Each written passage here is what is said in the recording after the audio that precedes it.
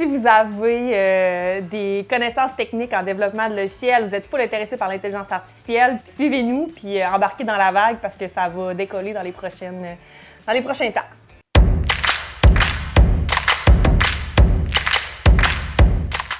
La chose la plus le fun de travailler chez VuBand, c'est clairement les clients puis les projets qui arrivent. C'est des clients qui sont super innovants, qui ont envie d'apporter des projets d'intelligence artificielle qui sont vraiment différents puis qui sont surtout vraiment concrets.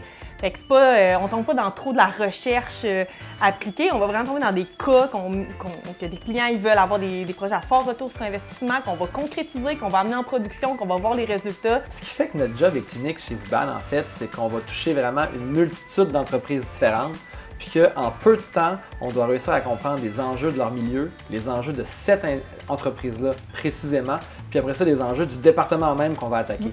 Donc, on est capable de résumer énormément d'informations très rapidement, puis après ça, d'aider de manière concrète les entreprises à s'organiser pour pouvoir mettre en place une transition numérique efficace. Si tu as envie de relever des défis, parce qu'il n'y a pas une seule journée qui est pareille, là, puis aucun projet qui est pareil, fait que c'est de l'apprentissage, c'est de collaborer avec autant des top geeks, des gens qui vont t'accompagner dans le volet infrastructure cloud, comme des gens en intelligence artificielle, comme des gens de vente. Fait que c'est vraiment une collaboration avec plein d'acteurs. La différence entre un architecte pre-sale et un PO, c'est qu'un architecte pre-sale arrive avant. Donc lui, son objectif, c'est de trouver l'endroit, la problématique à résoudre.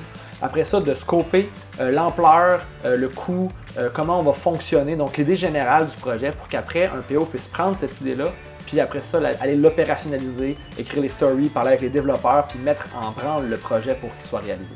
Faut que tu aies ce niveau de communication pour être un architecte pre-sale.